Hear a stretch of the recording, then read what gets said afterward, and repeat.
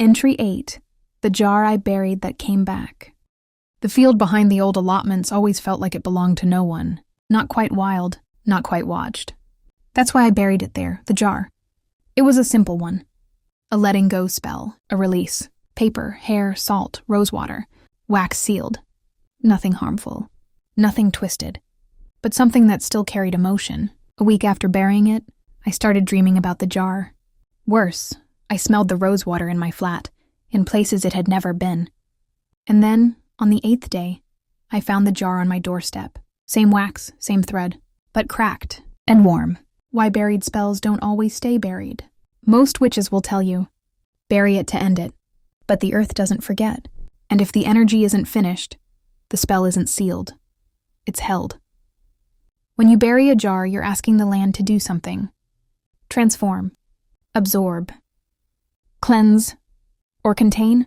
But if the spell was incomplete, if the emotion wasn't resolved, if part of you still wanted revenge or control or closure, the earth knows, and it might give it back. That's what happened to me. I didn't know then that jars can return themselves, not physically, but energetically. If a spell is too emotionally charged, or if it wasn't truly meant to end, it stays active, even underground. The jar at my door had cracked from the inside. The thread had burned at one end, though I never lit it. I felt dizzy for days.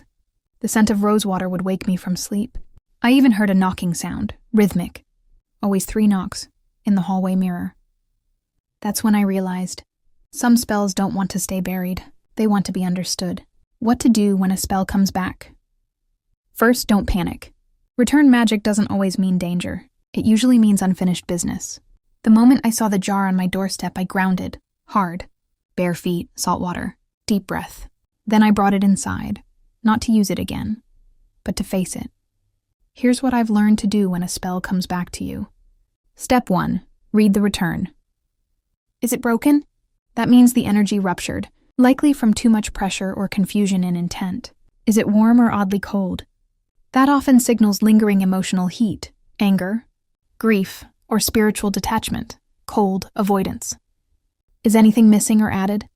If herbs, paper, or wax has changed, the energy has shifted in transit. Something influenced it. Step 2. Cleanse the space and the object. You must clear both your environment and the spell object. Burn mugwort or rosemary. Pass the jar through smoke 3 times. Say, this spell has done what it came to do. I release it. I reclaim my space. Step 3. Dissolve or transform it. Depending on the spell's purpose, do one of the following. If it was for release, open the jar. Pour its contents into running water, stream, river, or sea. Let it truly leave you. If it was protective or binding, bury it again. But this time with a blessing, not fear. If you no longer want its energy, burn it in a fire-safe bowl with herbs like bay, pine, or sandalwood. What I learned. Some energy doesn't want to be buried. It wants to be processed, and that's not weakness, it's wisdom. The earth holds what we give it, but it also teaches. And if something comes back to you, don't see it as failure. See it as a second chance to finish what you couldn't the first time.